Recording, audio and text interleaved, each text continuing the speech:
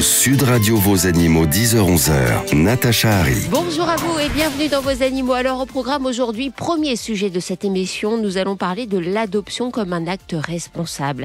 Si vous envisagez d'adopter un animal, eh bien ce sera le mot d'ordre, la responsabilité.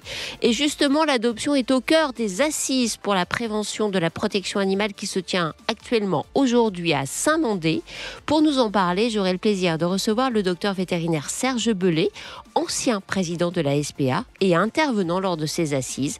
Et puis nous donnerons également la parole à un responsable de refuge animalier pour nous donner des conseils précieux. Côté faune sauvage, on va s'intéresser ce matin au bouquetin ibérique. Serait-il en passe de devenir plus français que espagnol? Le programme de réintroduction de cet ongulé sur notre territoire est un véritable succès. On en parlera en compagnie des responsables de ce programme. Enfin, dans C'est votre histoire, nous verrons que bientôt, une personne âgée pourra partir en EHPAD avec son animal de compagnie. Et oui, vous avez bien entendu, c'est Fabienne, fondatrice d'une association qui milite pour cette cause, qui viendra nous expliquer comment ça va se passer. 0826 300 300, on est sur Sud Radio ce matin et avec beaucoup de plaisir pour vous accueillir dans Vos Animaux. À tout de suite. Sud Radio Vos Animaux et vous. Et ce matin, dans Vos Animaux et vous, nous parlons d'un sujet essentiel quand on aime les animaux, c'est l'adoption et l'adoption responsable, s'il vous plaît. J'ai le plaisir de recevoir le docteur Serge Bellet. Bonjour Serge. Bonjour. Merci infiniment d'être avec nous, Serge. Pour vous présenter en quelques mots, vous êtes vétérinaire et vous êtes ancien président de la SPA. Vous allez intervenir tout à l'heure à l'occasion de la deuxième édition des assises de la prévention de la protection animale qui se tient à Saint-Mandé. Et le thème choisi cette année, c'est justement l'adoption responsable. Il va en être question vraiment sous tous les aspects, sous toutes les coutures que l'on peut voir en cas d'adoption. Est-ce que vous pouvez tout d'abord, Serge, nous présenter ces assises de la prévention de la protection animale ?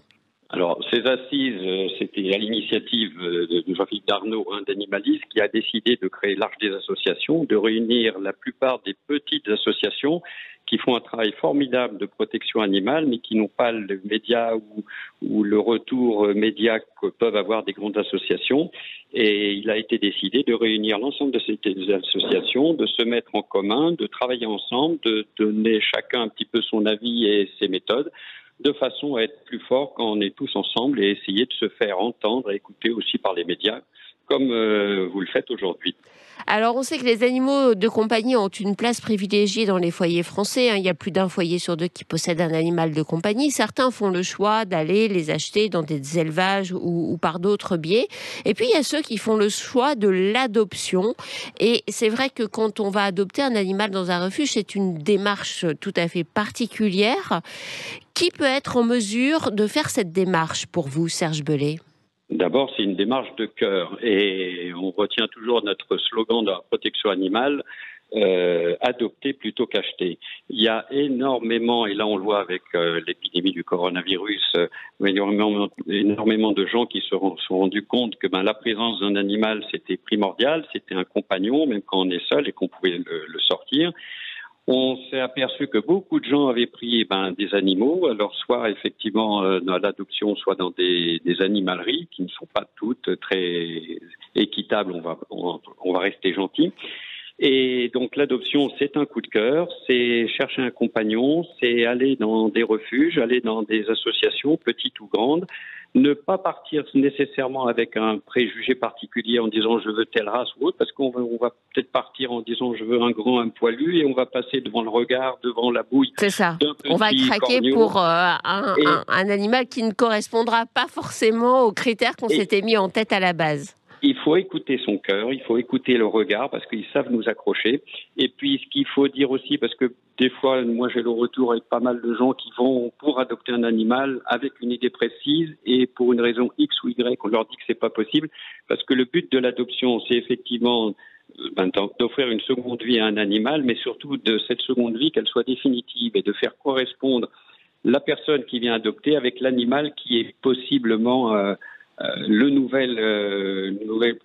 pas propriétaire, mais le nouveau compagnon de la maison. Et des fois, on se rend compte que il y a des incompatibilités, soit le plus souvent par le plus futur adoptant que par l'animal, et on préfère ne pas faire une adoption plutôt que de revoir malheureusement revenir ce pauvre animal quelques semaines ou quelques mois plus tard. Oui, parce qu'en fait, c'est une rencontre, une adoption, et il faut qu'elle soit réussie sur la durée, évidemment. Quelles sont, selon vous, Serge Belay, les bonnes questions à se poser avant d'adopter un animal ?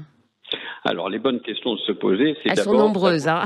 Elles sont nombreuses, mais les principales, c'est d'abord qu'on s'engage. On s'engage à adopter un animal, on s'engage à sauver un animal. On ne sait pas toujours le vécu qui s'est passé auparavant. Donc, c'est un engagement où il faut des fois du temps, il faut des fois de la patience. On s'engage pour plusieurs années. Et l'espérance de vie, grâce à la médecine vétérinaire, elle s'allonge comme pour nous. Et on s'engage aussi, malheureusement, pour des frais. Et il faut le savoir. Et ça, c'est un des débats au niveau de la protection vétérinaire, mais aussi au niveau des frais vétérinaires, parce que beaucoup de gens ne le savent pas, mais il y a des frais de 20% de TVA sur l'ensemble de tout ce qui se fait sur l'animal, aussi bien de la nourriture que des soins. Et puis, il y a des... Oui, et puis en fait, ce qu'il faut dire surtout aux propriétaires de chiens, de chats qui vont faire cette démarche d'adopter, ou même à ceux qui font une acquisition par le biais d'un élevage ou en animalerie, quand on prend un animal, forcément, on s'engage vraiment pour toute la vie de cet animal, et la vie d'un animal, elle est faite de moments heureux et de moments parfois plus difficiles où il faut faire face à ses frais, et notamment aux frais vétérinaires, maladie, accident, on sait que ces frais peuvent vite coûter cher. Oui, mais heureusement, il y en a beaucoup qui restent en bonne santé, donc on s'engage sur le temps et sur la longueur, sur des animaux qui peuvent vivre jusqu'à 15 ans, et surtout, on s'engage à partir avec son animal et à s'organiser pour les vacances, pour les week-ends, et pour toute la vie qu'on va passer ensemble. Et ça, c'est un des paramètres qui n'entre pas toujours en tête de certains adoptants. Voilà, il ne faut pas voir que le bon côté des choses, effectivement, avec l'animal qui vous tient compagnie quand vous êtes disponible. Il y a aussi les moments où il faut gérer ses absences, que ce soit pour le travail ou pour les vacances. Et il faut anticiper, bien évidemment, tout cela. Vous allez... Je vais rassurer quand même les adoptants, il y a quand même un maximum de bons moments par rapport aux quelques désagréments. Bien sûr, c'est évident, c'est une vie de bonheur partagé quand on a la chance d'avoir un petit compagnon à quatre pattes à la maison. La question qui se pose aussi très souvent, Serge Belay, c'est celle de l'âge de l'animal. Certaines personnes préfèrent adopter un animal plutôt jeune, et puis d'autres, au contraire, vont faire le choix d'adopter un animal âgé. Puisque vous allez animer une table ronde à l'occasion de ces assises, dont le thème va être l'adoption, c'est pour qui ? Eh bien, l'âge de l'animal correspond à quel type de profil ? Alors, il n'y a pas un profil type, il y a surtout une mentalité, une volonté de l'adoptant. Moi, je travaille avec d'autres associations qui ne récupèrent que des animaux âgés pour des raisons X ou Y. Et là, j'ai entendu dans le lancement de l'émission qu'il y a des EHPAD qui allaient enfin accueillir des animaux, parce que souvent, le problème des EHPAD, c'est qu'elles refusent. Et donc, dans le drame, les personnes âgées sont obligées de se séparer de leur animal, même s'il est âgé. Donc, il n'y a pas d'âge typique. Il y a surtout des gens qui veulent offrir une fin de vie magnifique, une fin de vie agréable, et s'engager à prendre un animal, même si c'est pour 2 ans, 3 ans, 4 ans, des fois un petit peu moins longtemps, et qui récidive, et qui, c'est une sorte de BA, qui régulièrement veulent aider ces animaux à passer leur fin de vie et ne pas se retrouver ou à l'abandon ou en refuge ou malheureusement malheureux dans des gens qui vont peut-être le prendre dans la famille mais qui ne vont pas s'en occuper correctement. On va maintenant passer la parole, et restez bien sûr avec nous, Serge Belay. On va passer la parole à Alexandre Chauvet. Bonjour Alexandre. Bonjour à tous, bonjour aux auditeurs. Alexandre, vous êtes le président d'un refuge animalier qui est à Bort-les-Orgues. C'est situé en Corrèze, c'est bien ça ? Exact, à Bort-les-Orgues, en région Nouvelle-Aquitaine. On est à 1h30 de Clermont-Ferrand, 1h30 d'Aurillac à peu près pour vous situer. Vous avez quel type de pensionnaire dans votre refuge ? On a un petit peu de tout, comme disait l'interview précédente. On a des jeunes chiens, on a des vieux chiens, on a des chiens malades. On a tout profil. Très peu de chiens de race, par contre. Nous, on a beaucoup de croisements issus de dons particuliers et ensuite abandonnés. On a très peu de chiens de race, oui, effectivement. Est-ce que les adoptants que vous recevez dans votre refuge sont-ils bien informés, si vous voulez, par rapport aux besoins réels des animaux qu'ils souhaitent prendre en charge? Certains ne le sont pas, et nous on est là pour ça justement, pour l'expliquer. En fait, il faut chercher le bon profil pour le bon chien, et ça marche pas toujours. Donc c'est pour ça que les adoptions, nous dans notre refuge en tout cas. Et c'est vrai pour les chats aussi d'ailleurs, hein. Vous parlez des chiens parce que vous avez que des chiens dans votre refuge. Voilà, mais il faut trouver le bon profil. On n'est pas là pour. Moi, je dis toujours, on prenne pas l'adoption. On n'est pas là pour adopter pour vider. Il faut prendre le temps de voir le bon profil, étudier le profil et voir si ça match. Et si ça match, l'adoption a lieu, mais parfois plusieurs semaines après la première visite. Donc on n'est pas tellement en mode coup de cœur immédiat où on arrive et on repart avec un animal. C'est vraiment, on est dans cette logique de l'adoption responsable dont on parle depuis le début de cette émission. Oui, il y a le coup de cœur immédiat des fois à la première visite, mais il faut quand même que l'adoptant montre, comme je dis chez nous, patte blanche, qu'on voit ici tout colle, l'accueil. Quelles sont les questions que vous leur posez aux adoptants? Alors, déjà par rapport aux chiens qu'ils ont choisis, on regarde le profil, c'est-à-dire si c'est un chien qui a toujours vécu en extérieur, et par rapport aux besoins spécifiques de la race, c'est-à-dire on regarde le profil de l'adoptant, des gens qui veulent adopter un border collie ou un malinois, s'ils habitent dans un studio de 30 mètres carrés et qu'ils n'ont pas d'activité à côté, randonnée, balade, toutes ces choses-là, on met pas ce chien chez ses adoptants. Ça collera pas. Il va revenir au bout de 15 jours parce qu'il sera frustré, il aura tout détruit. C'est pas tellement une question de taille, c'est vraiment une question de type d'animal par rapport au type d'adoptant. C'est ça. Chaque race a des besoins spécifiques et il faut trouver l'adoptant qui peut proposer ses besoins à cette race. Serge Bellet voulait réagir. Oui, non, je soutiens tout à fait ce que vous dites. C'est ce qu'on appelle l'adoption raisonnée et raisonnable. Concernant l'adoption, effectivement, il y a plein de chiens, des petits, des grands, des vieux, des jeunes, des poilus, pas poilus, et on part effectivement avec une idée, on peut en sortir avec une autre. Concernant l'adoption des grands chiens, je vais faire un petit peu l'histoire. Ma propre histoire, c'est il y a 9 ans a été retrouvé un croisé malinois, un beau petit bâtard. Parce que ceux-là, ils sont plus résistants que les chiens de race que l'on peut voir, parce qu'on a ce qu'on appelle des hypertypes et beaucoup de chiens de race qui sont malades. J'ai récupéré un petit malinois, enfin il avait 4 mois, 5 mois. J'ai découvert le malinois, parce que j'ai toujours fait des chiens de récupération, des petits bergers et tout. Et c'est des animaux exceptionnels. Et là, on vit dans un 70 mètres carrés à Paris, et je peux dire qu'effectivement, le malinois, c'est un chien exceptionnel qui n'est pas à mettre dans toutes les mains, mais qui peut vivre également en ville. Et il lui faut effectivement de l'activité. Mais voilà, parce que vous lui offrez l'activité et l'attention dont il a besoin. Exactement. Et donc, même des grands chiens, des fois, des grands formats, alors c'est pas toujours nécessairement le malinois, mais des grands chiens sont des fois plus calmes et moins teigneux que des petits chiens et qui demandent des fois moins d'attention. Donc, tous les gabarits, et comme on le dit depuis tout à l'heure, c'est de faire correspondre le profil du propriétaire, du futur adoptant avec cet adopté. Alexandre Chauvet, quels sont les conseils que vous prodiguez à vos futurs adoptants quand ils viennent au refuge ? Déjà, on leur explique que suivant l'âge du chien, parfois ils partent pour de longues années. Donc c'est pas, ça doit pas être un acte anodin. Ça va être réfléchi. Il faut que l'adoption, en tout cas pour ce qui est de notre refuge à nous, soit une décision familiale. On aime bien voir tous les protagonistes de la famille, le couple, les enfants, de faire en sorte que tout le monde soit bien d'accord pour adopter ce chien. Parce que par le passé, on a vu des adoptions où madame craquait et monsieur ne craquait pas du tout. Et donc dans ce cas-là, vous faites quoi ? Vous refusez ? Si la famille entière n'est pas d'accord, on refuse. Oui. On refuse d'ailleurs très souvent, puisqu'on est très sélectif, et il arrive parfois qu'on refuse. Et les gens comprennent quand vous refusez une adoption ? Il y en a qui sont pas d'accord, mais moi, notre but à nous, c'est de trouver la bonne famille et puis que le chien finisse ses vieux jours. C'est pas que le chien revienne 6 fois en refuge et qu'il passe 6 familles. C'est ça, on ne prend pas à laisser pour quelques semaines pour le ramener ensuite. On fait des essais. Il y a des familles qui sont tout correspond, tout colle. Les questionnaires, les visites pré-adoption sont nickel.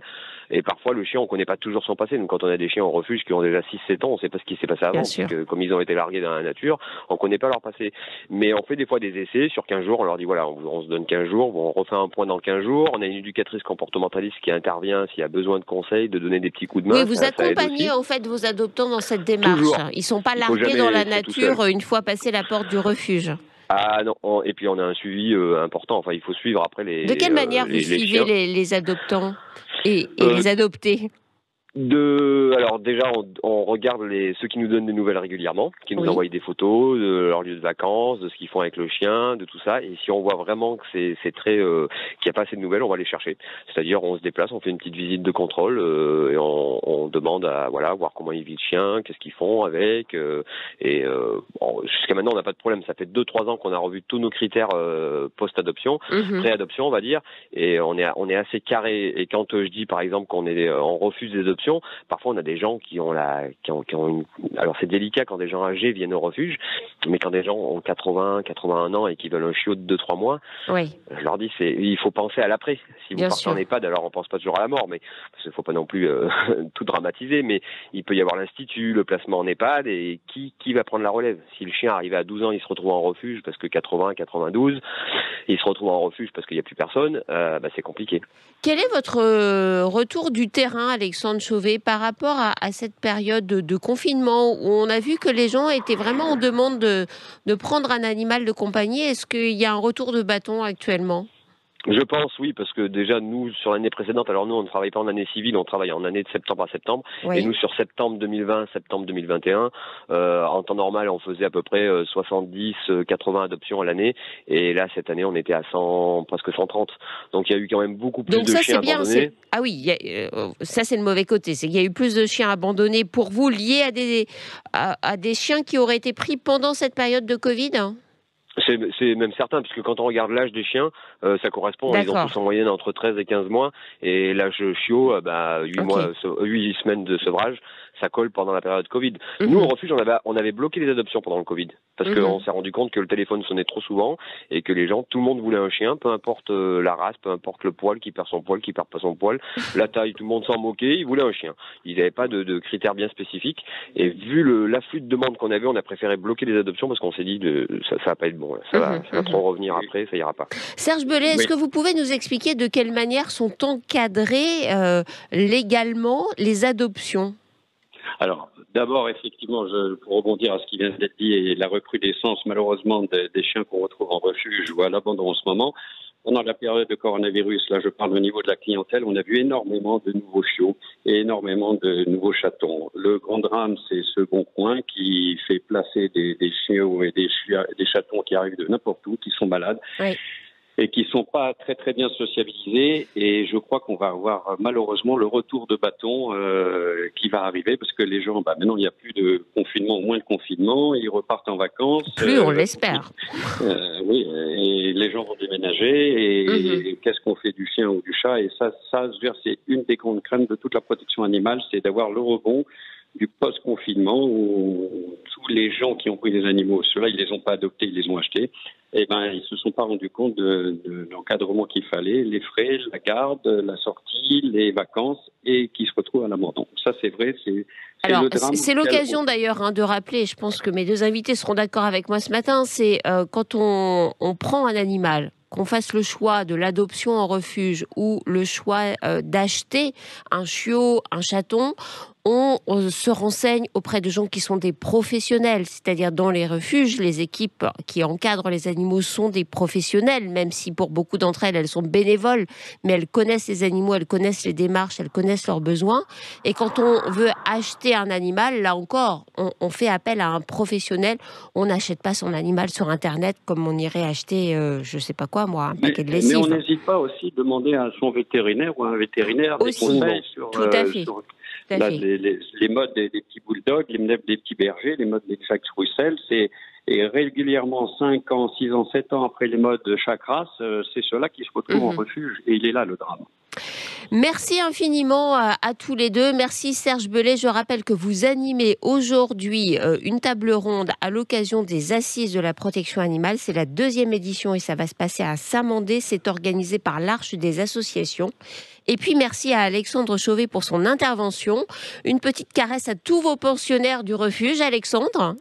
Merci. Et précisez-nous votre adresse pour les auditeurs de Sud Radio qui sont en Corrèze, car il y en a beaucoup. Alors, nous, on est à Bord-les-Orgues, on est rue des Deux Eaux, sur la commune de Bord-les-Orgues, et puis on a une page Facebook, Refuge Animalier Bortois, qui est suivie par un peu plus de 10 000 personnes. Donc n'hésitez pas à faire un tour sur notre page Facebook et à nous aider financièrement, parce que le nerf de la guerre pour les associations, c'est les finances. Plus on aura d'argent, plus on pourra sauver de loulous. On est un peu tenu par... c'est le nerf de la guerre, l'association. Et j'aurais une dernière phrase à dire. Je vous en prie. Si quelqu'un nous entend de là-haut, là, à la maison mère, comme on dit à l'Élysée ou au gouvernement, les spots publicitaires, stop à l'abandon, c'est bien. Mais moi, je pense que le meilleur moyen de lutter contre l'abandon, c'est déjà de lutter contre la reproduction. C'est ça c'est le fléau en France. Il y a trop de reproduction, selon moi. Et les réseaux sociaux n'aident pas. Il y a le Bon Coin, mais il y a les réseaux sociaux maintenant. Le Bon Coin est un peu plus vigilant sur ces annonces et du coup les gens se rabattent sur les groupes de vente troc qu'ils ont dans leur commune, dans leur ville et on voit beaucoup de chiens qui sont donnés contre bon soin sans plus d'explications et de contrôle. Voilà, c'est donné comme un... Eh bien, le message est passé, Alexandre. Super. Allez, merci à vous. Passez un excellent week-end. Merci à vous, Serge, également. Allez, on se retrouve d'ici quelques minutes pour poursuivre. Cette fois-ci, il va être question d'animaux sauvages.